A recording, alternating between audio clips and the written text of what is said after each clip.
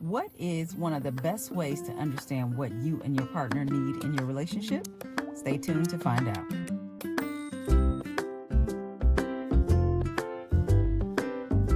Hey guys, how are you? Good morning, good afternoon, good evening, good night, whatever time it is in the world where you are. Hope all is well and that you are having a wonderful, wonderful day. Um, and we're going to just jump right in. But before we get started, if you're new here, welcome, welcome, welcome. And if you are returning, thank you, thank you, thank you for coming back. I thank each and every one of you for joining me. And I always want to take the time to welcome you in and thank you. So let's jump right in, honey. So at the top, I asked, what is one of the best ways to understand what you and your partner need in your relationship? If you guess the 5 love languages, you, ma'am, or you, sir, are correct. Looking at these offers some of the best insight into understanding the type of love we need to feel satisfied in relationships. So let's get into it, honey. So why is it beneficial to learn about the 5 love languages? Well, according to the great Google, learning about love languages is beneficial because it improves communication and intimacy by helping you understand and meet your partner's needs more effectively, leading to greater mutual appreciation and a stronger relationship. It reduces misunderstandings and conflict by clarifying how each person prefers to give and receive love, and it promotes empathy and personal growth. Honey, that is a mouthful. Do you hear me? But it does work. It does work. So we're going to get into it. So specifically, how does the learning the love language benefit the relationship? So, as I mentioned, number one, improves communication. How, you ask? Well, it allows you to express affection in a way that your partner will truly understand and appreciate, which enhances, emotional connection. You ever have a misunderstanding in a relationship, hun? The person tries to do something sweet for you, but it's not truly something that you like or want or into. For example, I know of a lady who says flowers are not her thing. So, most women would appreciate getting flowers. She said flowers are not her thing. And though her husband would buy them, they don't do anything for her. She doesn't feel loved by getting flowers. But she liked when he would do other things for her. So when we know our own love languages and the love languages of others, it helps with communicating our needs and in an effective way by giving us the language to say. So using that same example, the woman might say, flowers are not my thing, but I like when you get me cards or whatever they like, right? So it helps with improving communication. So that's number one. Number two, it allows for deeper intimacy. By learning to speak your partner's primary love language, you can more effectively meet their emotional needs, fostering a deeper and more satisfying bond, right? You ever get something from someone or they do something for you and you feel extremely loved, but not only loved, you feel seen, right? It makes you feel like the person gets you, right? Like they really get me. And that's how your appreciation and your close bond with that person grows, right? So, number two, it builds deeper intimacy. And this is not just for, I know I'm talking about relationships, but even in friendships, even in family relationships, when somebody and you and somebody else are on the same page and they love you the way you need to be loved or want to be loved, it usually forms a closer bond. You sometimes see, and I know I'm kind of going on a tangent here, but you sometimes see the parent that has the favorite child, or a person has the favorite cousin. It's kind of because they can relate to each other and they probably love each other in the way that they need to be loved as well. So a lot of times it can be a love language type of thing. So it's not just for relationships,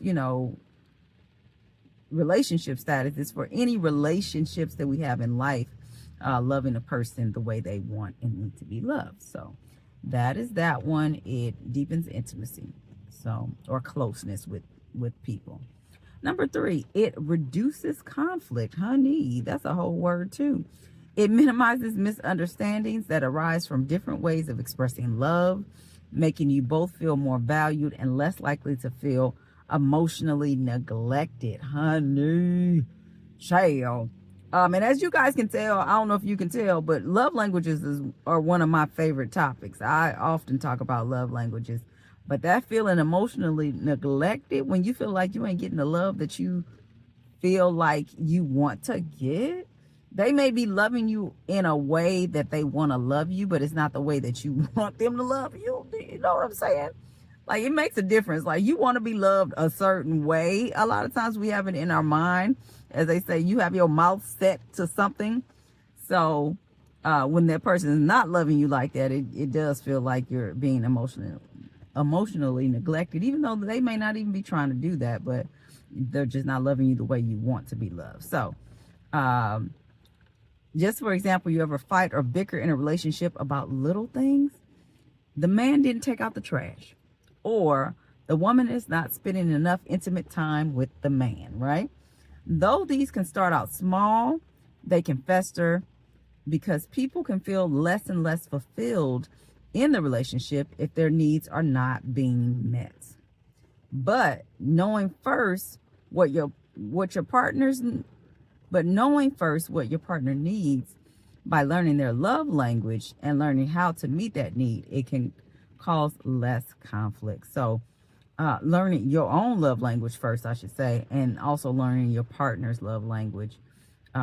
You can communicate how you need to be loved, and they can communicate how they need to be loved, and you can love them in that way, and they can love you in the way you need to be loved, and it's going to reduce conflict. Honey, don't we just want happy relationships, joyous and fulfilling relationships, in fact? So that is number 3. It reduces conflict. Number 4, it enhances personal growth. Understanding your partner's love language encourages you to be more attentive and responsive to their needs, fostering empathy and relational maturity.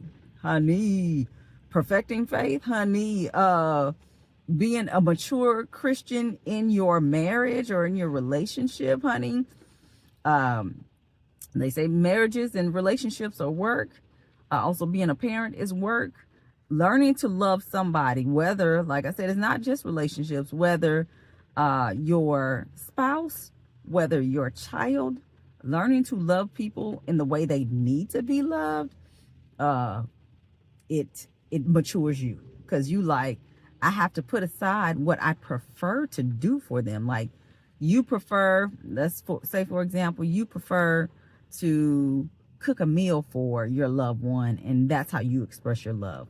But they would prefer you to do, to wash the dishes or vacuum the floor or something, whatever the differences are, that you naturally express love in one way, but they want you to express love in a different way. That matures you to be the bigger person and say, you know what, I'm going to love them the way they need to be loved. Honey, a lot of people ain't got to that point. So this is grown woman stuff here. They say that phrase, they say, put your big girl panties on and move on and do what you got to do. This is one of those times. Like, sometimes in a relationship, you got to be mature, even though it might be something that you don't really naturally like to do or want to do.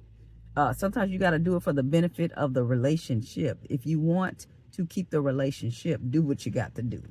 So, and I'm not saying that to an extreme, so don't get me wrong. I'm not saying be abused or anything like that. But if you are with a good person, why not do something to make them happy and to foster all these things that we're talking about, all these benefits of loving them the way they need to be loved? It helps with the relationship. So learning to meet someone else's needs perfects you, right? This happens not only in relationships, but in parenting as well.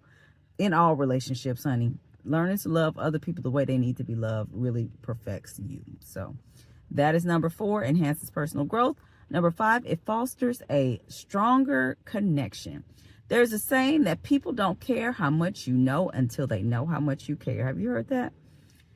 When you intentionally show love in a way that is meaningful to your partner, it strengthens your bond and makes your gestures of care feel more significant. So, uh, sometimes people, I'm thinking about naggingness, right? Sometimes, if husband or wife, it's not a gender thing. Sometimes a husband may be nagging the wife, or the wife may be nagging the husband, right? They're nagging because they don't think that they're cared for, or they're cared about. What they're trying to say is, if you love me, why are you not doing this thing, X, Y, or Z, right? So when you intentionally love them the way they need to be loved, then oftentimes the nagging stops. Let's just be honest. Oftentimes the nagging stops. Sometimes the nagging can continue, but that's a whole nother topic. If the nagging continues after they doing what you say to do, then that's a whole nother issue. That person just ain't happy with themselves. Let's be honest. So, but usually if you do what that person wants you to do, then they're more satisfied. So, by loving them the way they need to be loved, it fosters stronger connections, right? So next one and last one on this list of benefits to learning your love languages is increased satisfaction. By actively engaging with and honoring your partner's love language, you create a more resilient, fulfilling, and long-term relationship. Look at God. Look at God. This one is self-explanatory, right?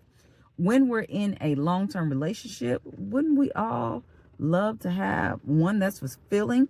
Who want to be in a relationship where it's not fulfilling?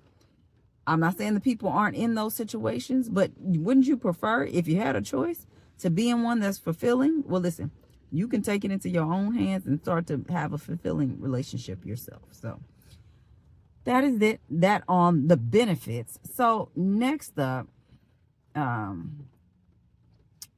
what are the 5 love languages? So I told you what the benefits are, but what are the actual love languages, right?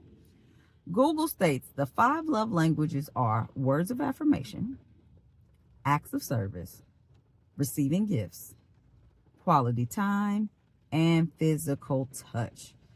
These are 5 distinct ways people express and receive love, a concept popularized by Dr. Gary Chapman. I've mentioned him before, to help individuals better understand their partner's emotional needs and strengthen their bond, right?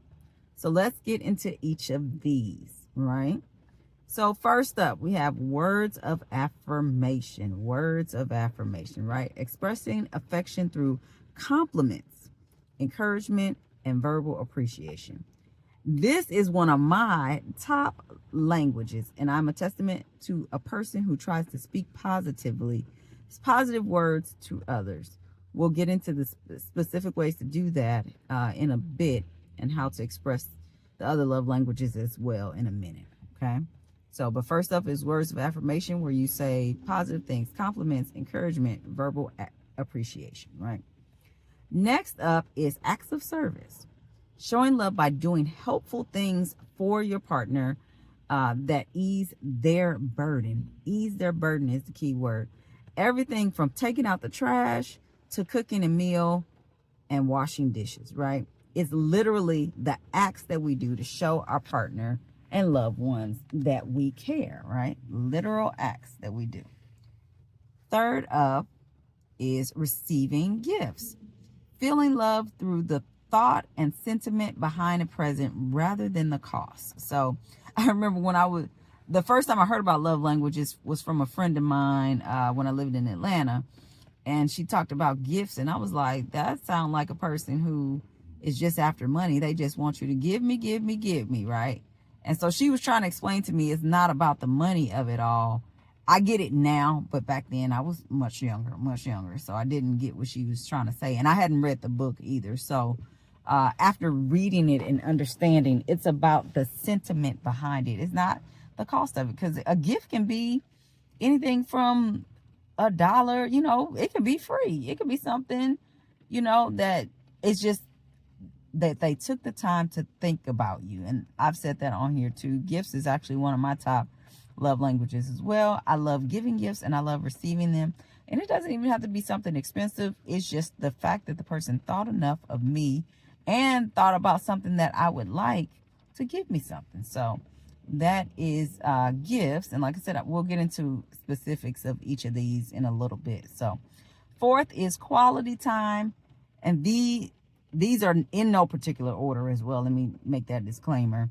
Giving your partner your undivided attention and creating meaningful experiences together. Truly, this one for me is low on my list, as I used to really struggle with distractions, right? I've gotten better because I have a child, honey, who has quality time as one of their top love languages. Isn't that amazing? Like I talked about, love languages, learning other people's love languages perfects you, because quality time is probably not my strength as far as love languages. I probably don't do that one as much, but having a child who has quality time as a love language has made me key into this one more, right? I literally had to train myself to give him undivided attention, for him to feel loved as a child. And this is many people's love languages, right? In relationships, when they want nothing more than to spend as much time with their partner as possible. Does that sound familiar? I think that's a lot of people. They love spending time with their partner. Some people are sad when their partner has to go to work, or they're super excited when they come home. They want to take trips with their partner. They want to do everything with their partner. If that sounds familiar, that is a person whose love language is quality time. So, and lastly is physical touch, expressing and receiving love through physical affection, such as hugs, holding hands, or other forms of touch. More on this one and the other ones in a minute, right? So those are the 5 love languages. So last but not least, or I shouldn't say last but not least, but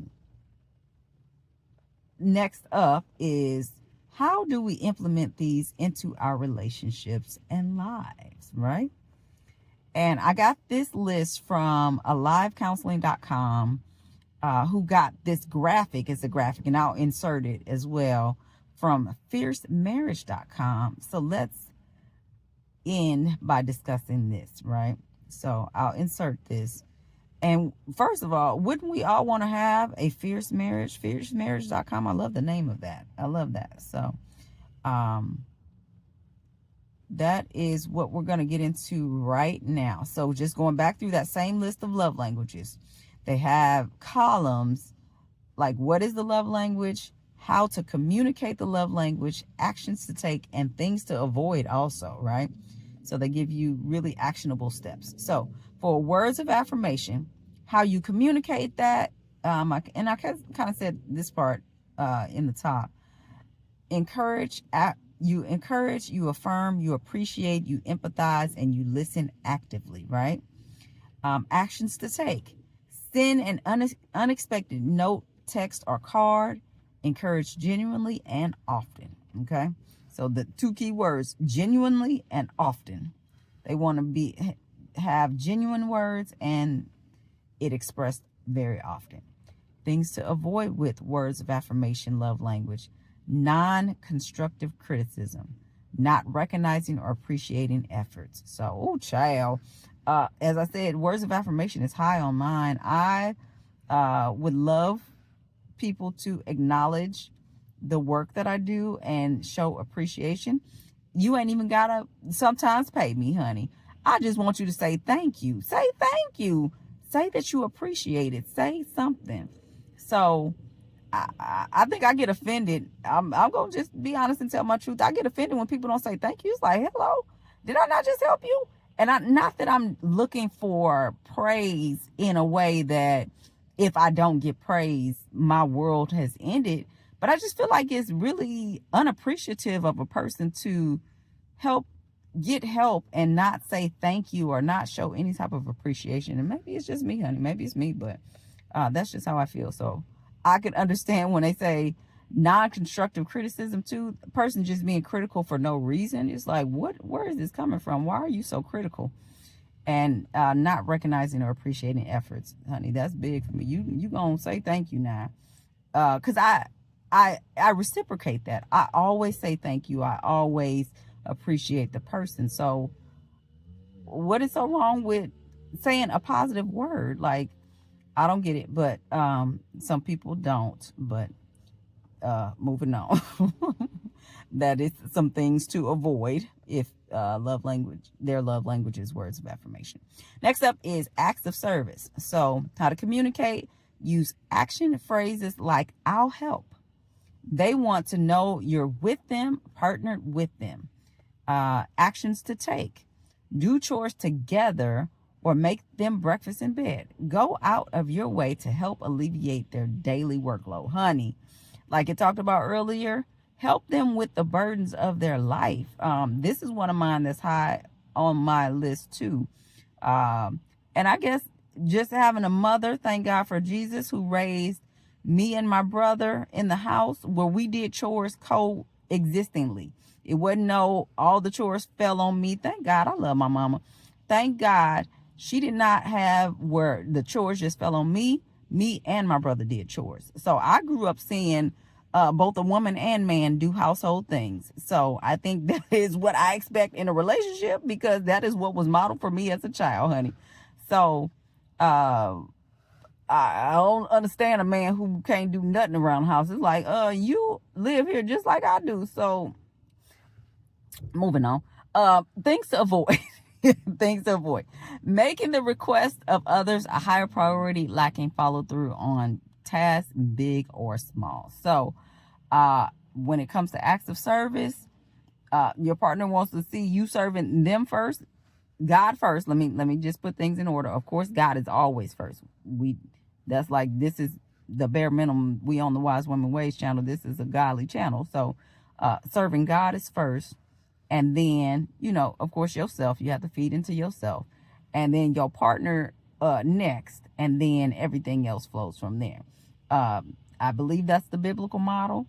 And so when people put other things or people above their partner, they get really offended. Just being honest. Don't you see, like, or hear a woman, for example, say, he always running over this, that, or the other, right? Or a man say, she always doing this, that, or the other. What they're saying is they're always prioritizing other things over me, is what they're really saying.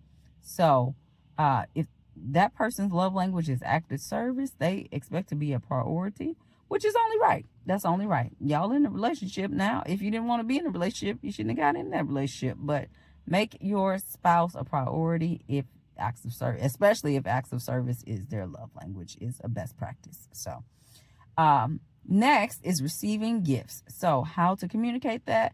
Thoughtfulness. Make your spouse a priority. Speak thoughtfulness with the gifts. So, and then actions to take: give thoughtful gifts and gestures. Small things matter in a big way. Express gratitude when receiving gifts as well. So they want to, if the person, as I mentioned, gifts are one of my high love languages too. If the person gives a gift, say thank you also. So I won't go on my soapbox again, but if you're receiving a gift, say thank you. I've seen some crazy stuff. Like, I remember seeing a person saying that they didn't like a gift from somebody, and it was like, I don't know if it was a secret Santa or something, but it was like they didn't like the gift. It's like, honey, the audacity. They didn't have to get you nothing. They really didn't. Even if it's some socks, even if it's something small, they didn't have to take their money to buy you anything. They really didn't. So what does it take away from you just to say thank you?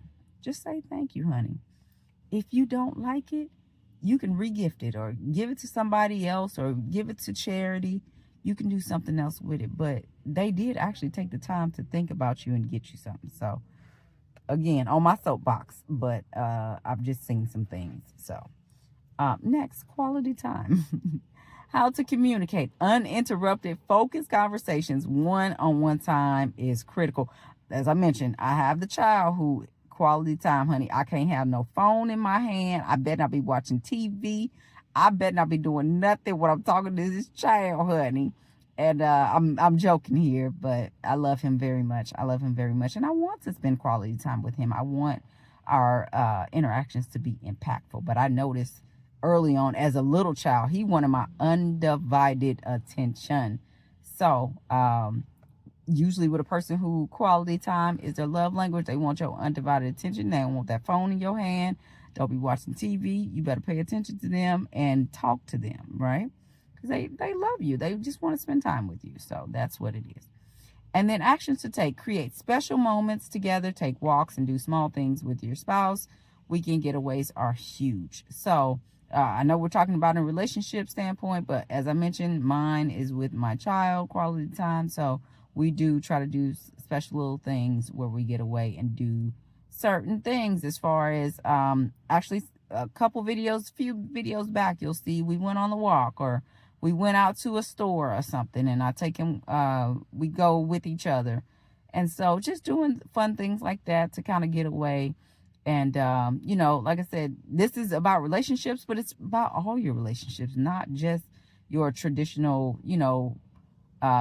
spousal relationship. It's about the relationships you have with your kids, learning their love language, the relationships you have with your parents, the relationship you have with your coworkers, because even coworkers want to be related to in a certain way. So it may be changing it a little bit, but to fit the situation, but generally they want to, they like to be loved in a certain way as well. So it's for all relationships, really. So with quality time, things to avoid: distractions when spending time together, long stints without one-on-one time. That is so true, honey. That is so true for a quality time person. They'll call or talk to you and say, hey, I miss you. I want to talk to you. I want to spend time with you. So quality time person, they want that one-on-one time with you. So that fills their love tank.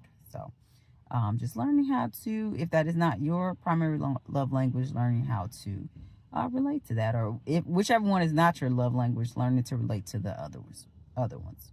So next up is physical touch. How to communicate this is nonverbal. Use body language and touch to emphasize love.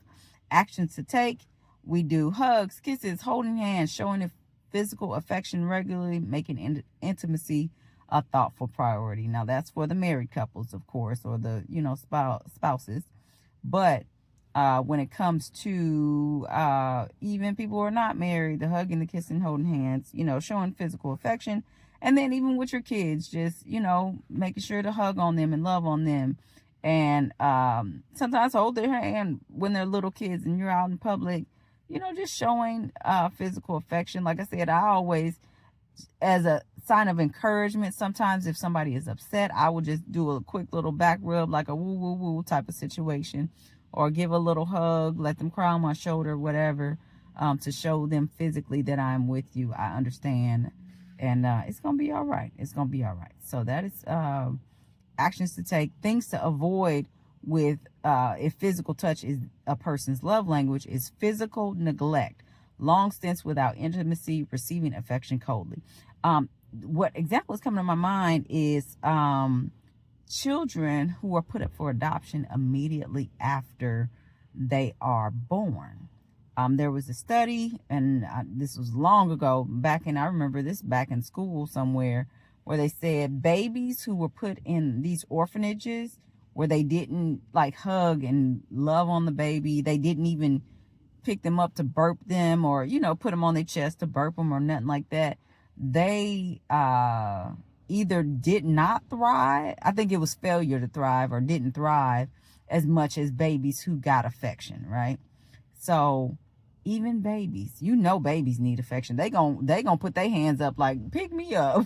Little babies, they quick to get they physical touch in. They be like, pick me up, honey. Why you got me on this floor? Pick me up. So babies, they gonna get their little affection in, and they just so cute too. So you want to just pick them up and and love on them and hug them and stuff like that. So, but babies who don't get that type of affection, they don't thrive as well as babies who do get that affection. So that is one reason to give physical affection to the young people. And I'm not talking about inappropriate affection, just, you know, a little hug, a little kiss, a little, you know, appropriate affection in what to whomever you're giving it to. I'm saying appropriate affection. So those are the 5 love languages. Now let's go out and try implementing these strategies, and let us know in the comments how they worked for you. I shared a little bit of my story with my son. How, if you try them, let us know how they worked and what happened or which ones you tried. So I'm going to end this video here, but I hope you guys have a great rest of your day, and I will see you in the next video. Take care and have a good one. Bye-bye.